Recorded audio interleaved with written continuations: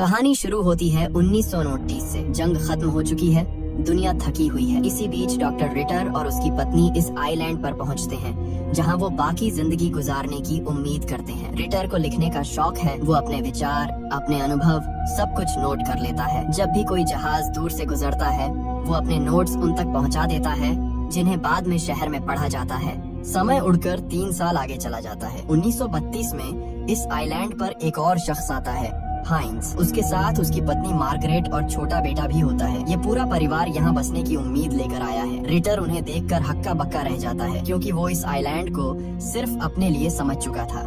हाइंज बताता है कि रिटर की चिट्ठियाँ शहर में धूम मचा रही हैं। लोग उसे पढ़ना पसंद करते हैं, लेकिन रिटर को इस बात से कोई फर्क नहीं पड़ता। उसकी नजरें सिर्फ इस बात पर टिकी हैं कि ये परिवार यहाँ रहकर उसके शांत जीवन को बदल देगा। हाइंज कहता है कि उसका बेटा शहर के माहौल में बेहद बीमार रहता है, लेकिन इस आइलैंड की हवा उसके लिए अच्छी है, इसलिए वो यहीं बसना चाहता है। रिटर साफ बता देता है कि यहाँ जीना आसान नहीं है, पानी की कड़ी कमी है और खाना खुद उगाना पड़ता है। लेकिन हाइंज और उसका परिवार इस चुनौती को अपनाने के लिए तैयार खड़े हैं। पर हाइंज अब अपना मन बना चुका है। रिटर चाहकर भी कुछ नहीं कर सकता। वो उन्हें पहाड़ की तरफ ले जाता है, जहाँ एक गहरी गुफा है। रिटर ठंडे लहजे में कहता है कि तुम्हारी पत्नी और तुम्हारा बेटा यहीं रह सकते हो, लेकिन चेतावनी साफ है, इस इलाके में जंगली सुअर घूमते हैं। अगर एक बार सामना हो गया तो बचना मुश्किल है। हाइंज इसे खतरे की तरह नहीं, एक नए घर की तरह देखता है, और यहीं से उसकी असली परीक्षा शुरू होती है। रिटर वापस अपने घर लौटता है, जहां उसकी पत्नी पहले से ही बेचैनी में इंतजार कर रही होती है। वो साफ कहती है कि उसे पसंद नहीं कि लोग इस आइलैंड पर आते जा रहे हैं। रिटर भी आधी रात जैसा सन्नाटा लेकर जवाब देता है कि ये लोग ज्यादा देर टिक नहीं पाएंगे। यहाँ जीवन आसान नहीं है, पानी दुर्लभ है, फसलें खिलाना मुश्किल है, वो खुद ही थक कर लौट जाएंगे। ये सुनकर उसकी पत्नी के चेहरे पर हल्की राहत आ जाती है। लेकिन अगले ही दिन हाइंज मेहनत में टूट पड़ता है। गर्मी हो या तेज हवा, वो रुकता नहीं। वो एक गहरा गड्ढा बनाता है ताकि बारिश का पानी जमा हो सके और पीने के लिए कुछ भरोसेमंद मिल जाए। मगर इसी बीच मार्गरेट की तबीयत बिगड़ने लगती है, उसकी सांसें भारी होने लगती हैं। हाइंज घबरा जाता है, लेकिन मार्गरेट मुस्कुराकर बताती है कि वजह डर की नहीं, खुशी की है। वो प्रेग्नेंट है। ये सुनकर हाइंज की आंखों में उम्मीद लौट आती है। उसे लगता है कि शायद ये टापू उनकी किस्मत बदल देगा। दिन गुजरते हैं। एक सुबह जब हाइंज काम में लगा होता है, तभी दूर से गोली चलने की तेज आवाज आती है। हवा कुछ पल के लिए रुक जाती है। रिटर भी घबराकर उसी दिशा में दौड़ता है। दोनों बीच पर पहुंचते हैं और वहाँ नजारा बिल्कुल अलग होता है। एक लड़की एलियोस अपने 2 प्रेमियों और एक नौकर के साथ टापू पर उतरी है। वो इस जगह को देखकर फूली नहीं समा रही। उसकी आंखों में चमक है, जैसे किसी नए साम्राज्य की शुरुआत देख रही हो। वो बिना सोचे समझे फैसला करती है कि यहीं एक होटल बनाएगी। अमीर लोग आएंगे, छुट्टियां मनाएंगे और ये आइलैंड उसका छोटा सा स्वर्ग बन जाएगा। फिर वो रिटर के घर जाती है। उसे देखकर वो ऐसे मुस्कुराती है जैसे कोई पुरानी कहानी सामने आ गई हो। वो रिटर की खूब तारीफ करती है, कहती है कि तुमने इस पूरे आइलैंड को जीवन दिया है, तुम यहाँ के असली मालिक हो। लेकिन रिटर के चेहरे पर कोई खुशी नहीं। उसकी आंखों में बस एक डर है, डर की ये जगह जिसे उसने और उसकी पत्नी ने अपने अकेलेपन के लिए चुना था, अब कभी पहले जैसी नहीं रहेगी। रिटर उससे पूछता है कि तुमने कहाँ ठहरा है। एलियोस बड़ी मासूमियत से बताती है कि वो बीच पर रुकी है। ये सुनकर रिटर का चेहरा तुरंत सख्त हो जाता है। वो कहता है कि बीच सुरक्षित नहीं है, तुम्हें वहाँ से हट जाना चाहिए। उसके शब्द सुनकर एलियोस और उसके दोनों लवर्स साथ आए सर्वेंट के साथ उस जगह की ओर बढ़ जाते हैं जहाँ हाइंज का छोटा सा घर है।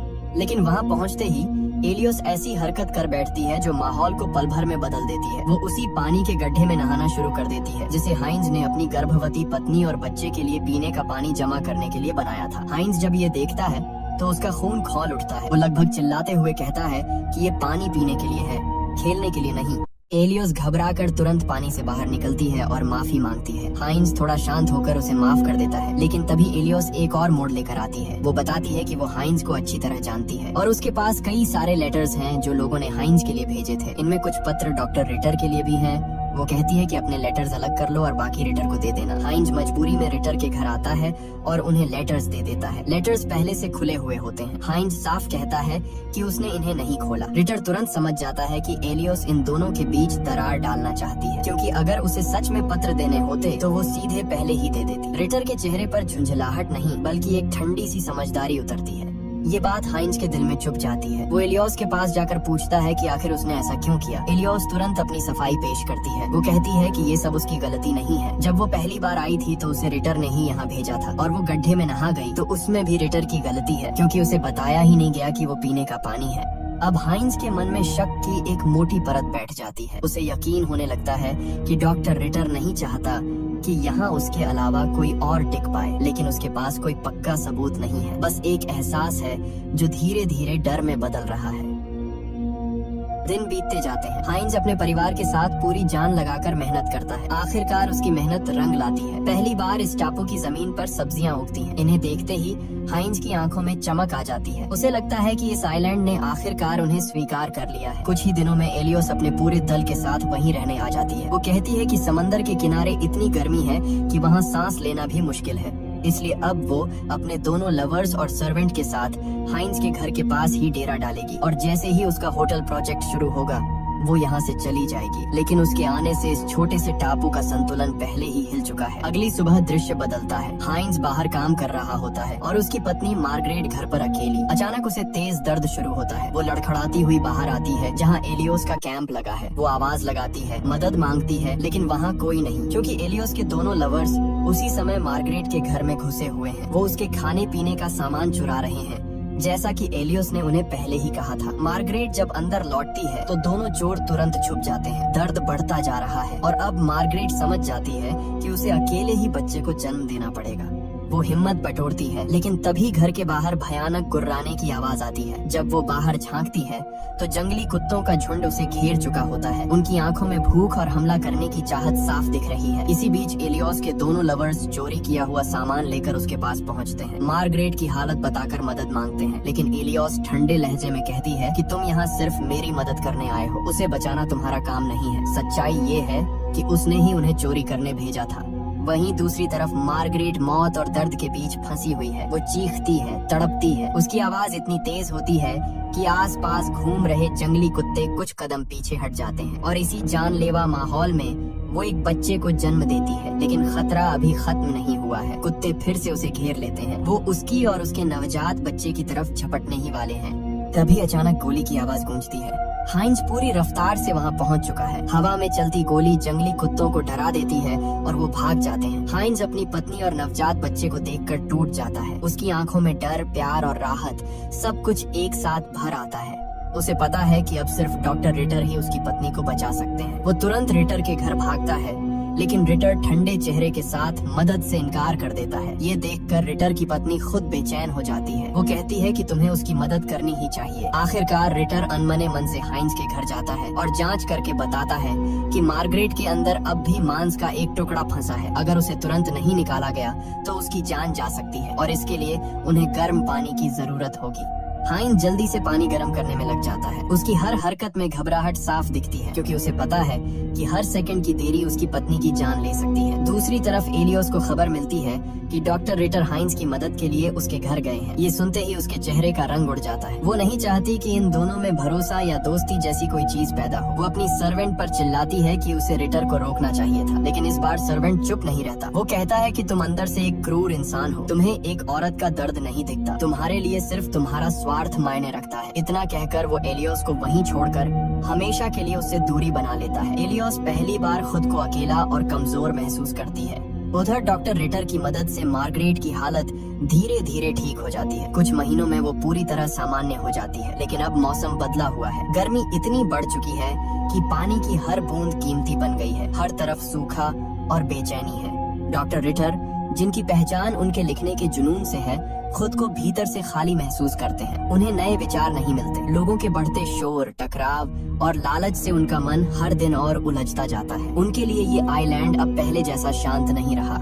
इसी बीच एलियोस के लवर्स में से एक रुडोल्फ भूख से बेहाल होकर हाइंज के घर पहुंचता है। वो कांपती आवाज में खाना मांगता है। हाइंज और मार्गरेट बिना सोचे उसे खाना दे देते हैं। खाना खाते हुए रुडोल्फ एक बड़ा राज खोलता है। वो बताता है कि एलियोस अमीर नहीं है, वो कभी एक कैबरे डांसर थी। उसकी सारी अमीर होने वाली कहानियां बस झूठ थी। वो अपने बनाए हुए सपनों की दुनिया में जीती है और चाहती है कि बाकी लोग भी उस झूठ में यकीन करें। अगले दिन आइलैंड पर एक और नया चेहरा आता है, एक इंडस्ट्रियलिस्ट कई नौकरों के साथ। उसकी मौजूदगी ही बताती है कि वो बेहद ताकतवर और सफल आदमी है। जब एलियोस को ये पता चलता है तो वो घबराकर अपने साथियों को हुक्म देती है कि कैंप तुरंत साफ करो। वो चाहती है कि इस अमीर आदमी को किसी भी तरह अपने मोहजाल में फंसाया जाए, लेकिन किस्मत की चाल अलग होती है। ये इंडस्ट्रियलिस्ट यहाँ एलियोस के लिए नहीं, बल्कि सिर्फ डॉक्टर रिटर से मिलने आया है। उसने रिटर के लिखे हुए लेख पढ़े थे और उनसे गहराई से प्रभावित हुआ था। वो रिटर के लिए ढेर सारा सामान भी लाया है, खाना, टूल्स और सर्वाइवल के लिए जरूरी चीजें। ये देखकर रिटर महीनों बाद पहली बार खुश होते हैं।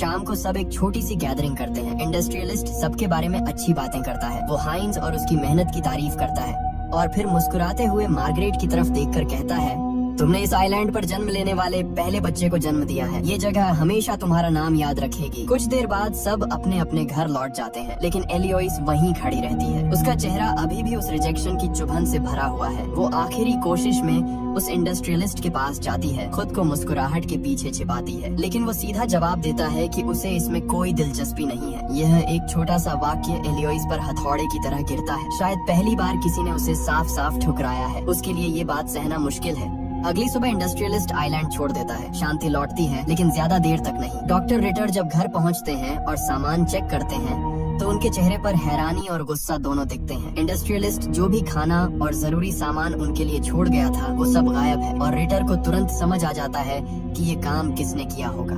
वो बिना वक्त गंवाए हाइंस के पास जाते हैं। उनकी आवाज में गुस्सा छुपा नहीं रहता। वो हाइंस से कहते हैं कि अब उसे फैसला करना होगा, वो रिटर के साथ है या एलियोइस के साथ। हाइंस गहरी सांस लेता है और कहता है कि वो रिटर के साथ है। इसके बाद दोनों अपनी बंदूकें लेकर एलियोइस के कैंप की तरफ बढ़ते हैं। माहौल भारी है, जैसे हवा भी रुककर देख रही हो कि आगे क्या होगा। रिटर उसे घूरकर पूछते हैं कि खाना कहाँ है। एलियोइस बिना घबराए कहती है कि उसे कुछ नहीं पता। फिर वो चतुराई से हाइंस को भड़काने की कोशिश करती है। वो कहती है कि अगर मैं खाना वापस भी दे दूं तो तुम्हें क्या लगता है डॉक्टर रिटर उसे तुम्हारे साथ बांटेंगे? इससे पहले की बात और बिगड़े, एलियोइस का लवर पिस्टल निकाल लेता है। हवा में तनाव का भार और बढ़ जाता है, लेकिन तभी मार्गरेट वहाँ पहुँचती है। उसकी आवाज थकी हुई है लेकिन सच्चाई से भरी है। वो कहती है कि अगर हम जैसे कम लोग भी आपस में लड़ने लगे तो ये आइलैंड हम सबको निगल जाएगा, किसी को फायदा नहीं होगा। यह बात सबको कुछ पल के लिए शांत कर देती है। रिटर बिना कुछ कहे अपने घर लौट जाते हैं। अंदर जाते ही वो अपना टाइपराइटर उठाते हैं, वही टाइपराइटर जो उनकी पहचान था, जिस पर वो सालों से अपने विचार लिखते आए थे। वो उस पर गोली चलाते हैं और उसे तोड़ देते हैं, जैसे वो खुद अपनी कहानी का एक हिस्सा खत्म कर रहा हो। वो अपनी पत्नी से बस इतना कहते हैं कि वो शिकार पर जा रहे हैं। उनकी आवाज में एक अजीब सा खालीपन है, जैसे वो किसी फैसले के बहुत करीब पहुंच चुके हैं। उधर दूसरी तरफ एलियोइस का लवर डॉल्फ चुपचाप हाइंस और मार्गरेट के घर जाता है और उनके साथ खाना खाता है। उसे खुद पता नहीं कि अब वो किसका आदमी है। हवा में बेचैनी घुल चुकी है और आइलैंड पर कोई नहीं जानता कि अगला तूफान किस दिशा से उठेगा। उसी रात एलियोइस डॉल्फ को अपने पास बुलाती है। वो उसका सामान उसे थमाते हुए मीठी आवाज में पूछती है, क्या तुम सच में यहाँ से जाना चाहते हो? उसकी आंखों में बनावटी आंसू चमकते हैं। डॉल्फ को लगता है जैसे वो टूट रही हो, लेकिन असल में वो पूरा नाटक कर रही होती है। कुछ ही पलों में दोनों करीब आ जाते हैं और माहौल अजीब तरह की खामोशी से भर जाता है। उधर हाइंस और मार्गरेट अपने घर के अंदर होते हैं, तभी बाहर उन्हें सरसराहट सुनाई देती है। गर्मी और पानी की किल्लत ने सबको बेचैन कर रखा था, इसलिए उन्हें लगता है कोई उनका पानी चुरा रहा है। घबराहट और गुस्से में हाइंस बाहर की तरफ गोली चला देता है। लहूलुहान सन्नाटा छा जाता है। जब वो दोनों बाहर जाकर देखते हैं तो जमीन पर डॉक्टर रिटर की पत्नी का डोंकी पटड्डा होता है। वो बेचारा बस प्यासा था और पानी पीने आया था और अब उसकी मौत हो चुकी है। ये वही डोंकी था जो डॉक्टर रिटर के लिए करीब करीब परिवार जैसा था। अगली सुबह हालात और बिगड़ने लगते हैं। डॉक्टर रिटर की मुर्गियां बीमार पड़ चुकी हैं और उनका डोंकी भी कहीं दिखाई नहीं देता। रिटर की पत्नी घबराई हुई हाइंस परिवार के पास पहुंचती है और डोंकी के बारे में पूछती है। हाइंस झूठ बोल देता है कि उसे कुछ नहीं पता। उसकी बात सुनकर वो बदहवास होकर वापस लौट जाती है। कुछ देर बाद डॉक्टर रिटर शिकार से लौटते हैं। हाइंस आखिरकार अपराध बोध से टूट जाता है और सारी सच्चाई उन्हें बता देता है। गोली उसी ने चलाई थी। लेकिन ये बात सुनने वाला सिर्फ रिटर नहीं होता। पास में छुपा एलियोइस का दूसरा लवर भी ये सब सुन लेता है और डर के मारे भागना शुरू कर देता है। रिटर और हाइंस उसे दौड़ाकर पकड़ने निकलते हैं। रास्ते में उन्हें रुडोल्फ मिल जाता है, जिसकी आंखें आंसुओं से भरी होती हैं। वो कांपती आवाज में कहता है, मैं एलियोइस के कहने पर आपका डोंकी चुराया था। उसकी हालत देखकर दोनों उसे माफ कर देते हैं। लेकिन अब एक बात साफ हो चुकी है, एलियोइस को रोकना जरूरी है। घर पहुंचकर हाइंस अपनी पत्नी और बच्चों को जंगल में सामान जुटाने के लिए भेज देता है। पूरा परिवार निकल जाता है। इसके बाद हाइंस, डॉक्टर रिटर और रुडोल्फ तीनों एलियोइस के कैंप पहुंचते हैं। हाइंस ऊंची आवाज में कहता है, एलियोइस बाहर निकलो, पर बाहर एलियोइस नहीं आती। उसके दूसरे लवर का विशालकाय शरीर तंबू से निकलकर सामने खड़ा हो जाता है। वो गुस्से से तमतमाया हुआ इन तीनों पर हमला कर देता है। पल भर में हाथापाई शुरू हो जाती है। वो रुडोल्फ को दबोचकर लगभग मार ही देता है कि पीछे से हाइंस झपटता है। हाइंस पूरी ताकत से उसे पकड़कर गिरा देता है और बेकाबू गुस्से में उसे इतना मारता है कि वहीं उसकी मौत हो जाती है। यही इस सुनसान टापू का पहला कत्ल होता है। अंदर से एलियोस बाहर आती है। उसके चेहरे पर गुस्सा और डर दोनों झलक रहे हैं। वो चिल्लाती है, इस इंसान ने मुझे यहाँ बंदी बना रखा था, तुमने उसे मारकर मुझे आजाद कर दिया। लेकिन डॉक्टर रिटर जानते हैं कि ये सब झूठ है। उनकी आंखों में ठंडी धार है। एक पलों की खामोशी के बाद वो गोली चला देते हैं। एलियोस उसी पल वहीं गिर जाती है। उसका लवर भी पहले ही खत्म हो चुका है। जंगल में मार्गरेट गोली की आवाज सुन लेती है। डर और बेचैनी उसके चेहरे पर साफ दिखाई देती है। लेकिन तीनों मिलकर फैसला करते हैं कि इस बारे में किसी को कुछ नहीं बताएंगे। रात के अंधेरे में वे दोनों की बॉडीज को ऊपर की चट्टानों से नीचे समंदर में फेंक देते हैं। अगले दिन रुडोल्फ डॉक्टर रिटर और मार्गरेट के पास आता है। वो बताता है कि प्लेनिक के अनुसार एलियोस और उसका लवर आइलैंड छोड़ चुके हैं, लेकिन उसकी आंखों में शक झलकता है। इसलिए वो उनके पुराने कैंप तक जाता है और पाता है कि एलियोस का पूरा सामान वहीं पड़ा है। रुडोल्फ के हाथ में कुछ सामान होता है जिसे वो डॉक्टर रिटर को बेच देता है और पैसे लेकर वहाँ से चला जाता है। मार्गरेट हाइंस के पास जाती है और धीरे से कहती है, मुझे पता है कि वो दोनों मारे जा चुके हैं। मैंने गोली की आवाज सुनी थी। घर आकर मैंने तुम्हारी बंदूक की गोलियों को भी चेक किया, पूरी थी। इसका मतलब ये है कि डॉक्टर रिटर ने उन्हें मारा। अब वो अपने अगले लेख में लिखेंगे कि तुमने दोनों को मारा था। इसके बाद पुलिस आएगी और तुम्हें गिरफ्तार कर लेगी। हाइंस गहरी सांस लेता है और कहता है, तुम बच्चों को लेकर यहाँ से चली जाओ, मैं सब संभाल लूंगा। लेकिन मार्गरेट मना कर देती है। उसकी आंखों में डर और दृढ़ता दोनों झलकते हैं। इसी बीच हमें डॉक्टर रिटर की पत्नी दिखाई देती है। वो पूरी तरह से परेशान और थकी हुई है। वो रिटर से कहती है, जब हम यहाँ आए थे तो हमारा मकसद कुछ और था, लेकिन अब हम पूरी तरह बदल चुके हैं। मुझे लगता है यहाँ रहना अब कोई मतलब नहीं रखता। इतना कहकर वो घर से बाहर निकल जाती है। हवा में सन्नाटा छा जाता है। अब सब कुछ बदल चुका है। आइलैंड की ये चुप्पी केवल खौफ और रहस्यों से भरी हुई है। तभी मार्गरेट डॉक्टर रिटर की पत्नी के पास आती है। उसके हाथ में कुछ मुर्गियां और अंडे होते हैं। वो गंभीर आवाज में कहती है, तुम्हारी मुर्गियां बीमार हैं, इन्हें मत खाना वरना तुम्हारी जान जा सकती है। फिर उसकी बात बदलती है। वो धीरे से बताती है, डॉक्टर रिटर ने एलियोस और उसके लवर को मार दिया है। ये सुनते ही डॉक्टर रिटर की पत्नी की आंखों में आग सी झलक उठती है। वो घर लौटती है, लेकिन उसके मन में एक अजीब सा इरादा पल रहा होता है। डॉक्टर रिटर उसे बताते हैं, आज मैंने अपना अगला लेख पूरा कर लिया है, आज हम सेलिब्रेट करेंगे। डॉक्टर रिटर की पत्नी मुस्कुराते हुए कहती है, मैं तुम्हारे लिए खाना बनाती हूँ। लेकिन ये मुस्कुराहट भयानक होती है। जानबूझकर वो वही बीमार मुर्गियां पकाती है जिन्हें खाने से मौत तक हो सकती है। डॉक्टर रिटर उन्हें खाते हैं। शुरू में सब सामान्य लगता है, लेकिन जल्दी ही उनकी तबीयत बिगड़ने लगती है। पेट में तेज दर्द, उल्टी, कमजोरी, सब कुछ फूड पॉइजनिंग का असर है। मार्गरेट और हाइंस डॉक्टर रिटर की हालत देखकर दौड़ते हैं। उनके आते ही मार्गरेट समझ जाती है कि क्या हुआ है। वो देखती है कि डॉक्टर रिटर की पत्नी ने उसे जानबूझकर जहर दिया था। उसका दिमाग चालाकी और क्रूरता से भरा हुआ था। अब डॉक्टर रिटर की पत्नी उनके पास आती है। उसकी आंखों में ठंडी मुस्कान है। वो कहती है, तुम अमर होने वाले हो। डॉक्टर रिटर धीरे से मुस्कुराते हैं, लेकिन उनके चेहरे पर पीड़ा और समझदारी झलकती है। वो जानते हैं कि यह जहर सिर्फ शरीर नहीं बल्कि उनकी आत्मा को भी तड़पाएगा। वो कहते हैं, जिस तरह से मैं तड़प रहा हूँ उसी तरह से तुम भी तड़पोगी। कुछ ही पल बाद डॉक्टर रिटर की मौत हो जाती है। उनकी आंखों में सवाल और दर्द दोनों रह जाते हैं और आइलैंड पर सन्नाटा फैल जाता है। अब ये जगह सिर्फ रहस्य, खौफ और मौत की गूंज से भरी हुई है। डॉक्टर रिटर की मौत के कुछ समय बाद पुलिस ऑफिसर्स आइलैंड पर आते हैं। दरअसल मरने से पहले डॉक्टर रिटर ने उन्हें एक लेटर लिखा था। लेटर में उन्होंने लिखा था कि एलियोस और उसका एक लवर गायब हो चुके हैं और उन्हें शक है कि हाइंस ने ही उन्हें मार दिया होगा। पुलिस ऑफिसर्स हाइंस के घर पहुंचते हैं, जहां उसकी पत्नी मार्गरेट रहती है। वे उससे पूछते हैं, हाइंस कहाँ है? उसने किसी को मारा है? मार्गरेट शांत रहकर जवाब देती है, उसने किसी को नहीं मारा। लेकिन पुलिस इंस्पेक्टर बेफिक्री से कहता है, इसका कोई फायदा नहीं। डॉक्टर रिटर की पत्नी ने गवाही दे दी है कि हाइंस ने ही एलियोस और उसके लवर को मारा है। ये सुनकर मार्गरेट का गुस्सा उबल पड़ता है। वो सख्ती से कहती है, डॉक्टर रिटर को मारने वाला कोई और नहीं बल्कि उनकी अपनी पत्नी है। उसने जानबूझकर उन्हें बीमार मुर्गियां खिलाई, जिससे उन्हें फूड पॉइजनिंग हुई और उनकी मौत हो गई। पुलिस इंस्पेक्टर पूरी तरह से कंफ्यूज हो जाता है। आखिरकार वो फैसला करता है कि इस केस को छोड़कर वापस चला जाएगा। जाते समय डॉक्टर रिटर की पत्नी और बाकी लोग भी उसके साथ चले जाते हैं। अब आइलैंड पर सिर्फ हाइंस, उसकी पत्नी मार्गरेट और उनके बच्चे रह जाते हैं। यानी कि ये पूरा आइलैंड अब उनके कब्जे में है। कई साल गुजर जाते हैं। सन 1943 में डॉक्टर रिटर की पत्नी की मृत्यु हो जाती है। मरने से पहले उसने सब कुछ लिखकर छोड़ दिया, जो कुछ भी उस आइलैंड पर हुआ था। इस वजह से लोगों को बाद में इस कहानी का पता चलता है। उसके बाद मार्गरेट भी किताब लिखती है। इस किताब में आइलैंड की कहानी है जो डॉक्टर रिटर की पत्नी की कहानी से बिल्कुल अलग है। इसलिए सच्चाई आज भी अधिकांश लोगों से छुपी रहती है। मार्गरेट अपने पूरे परिवार के साथ आइलैंड पर रहती है। सन 2000 में उसकी मृत्यु हो जाती है, उम्र 96 साल। उसका पूरा परिवार आज भी उसी आइलैंड पर रहता है। उन्होंने वहाँ कई रिजॉर्ट्स बनाए हैं जहाँ टूरिस्ट आते हैं और उनकी आमदनी होती है। इसी के साथ फिल्म की कहानी यहीं समाप्त होती है। उम्मीद है कि ये कहानी आपको रोमांचक, रहस्यमय और यादगार लगी होगी।